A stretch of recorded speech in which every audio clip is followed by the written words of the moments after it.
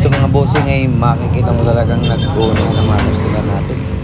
So pagdating pa lang ng alas 6, alas 7, talagang pila ng ating mga customer galing malalayo, iba't ibang lugar. Dito, yung mga bossing. So dito, so iba't ibang transmission ang papakita ko sa inyo. So halos lahat ng ating gagawin ay puro automatic transmission, puro change ETF. So dito, sabay-sabay natin ipipila ito mga bossing. So ito, puro muna tayo Toyota Avanza 2023 model. Toyota Vios 2023 model. 24 model. Puro Toyota mga bossing. So dito, Toyota Avanza. So ayan. So marami pang nagkalat dyan sa mga gilid-gilid. So ganyan tayo dinadayo. So meron tayong Toyota Altis. So change ETF din. Toyota Vios, change ETF. Toyota Avanza, change ETF. So ayan, diyan ka makakita ng mga sari-saring itsura ng kanyang automatic transmission, mga valve body, kung ano yung itsura niya. So may maitim, may gold, at mayroon ding oil slot talaga namang. So dito, ayan. So Toyota, ito Toyota Avanza 2023 model, change ETF. Tingnan nyo ang itsura. So kaya nagkakaroon ng delay shifting at kaldag. So dito meron tayong Vios, change ETF din. So makikita nyo iba-iba yung itsura yan. Lahat may mga kulay.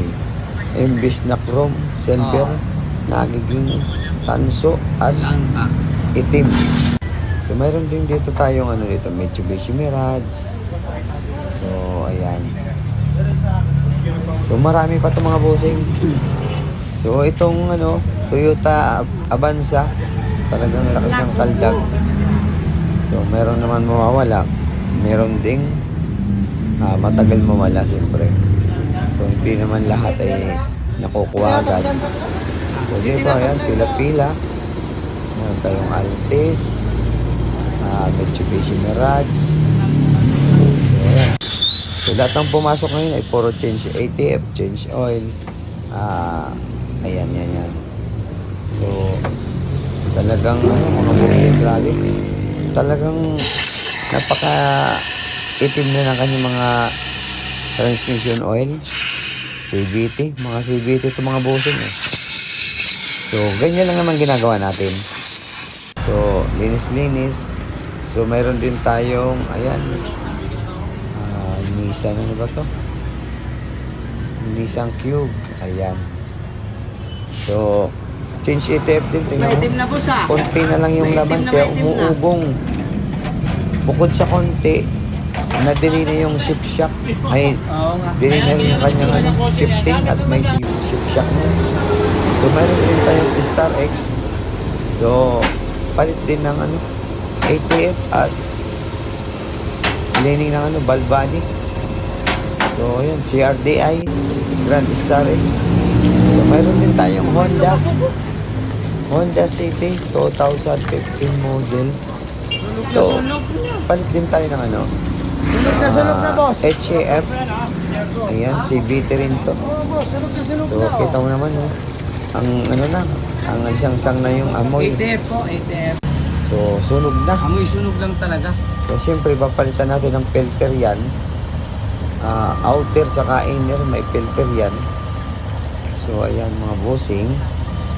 So kung makikita nyo yung itsura, talaga namang grabe.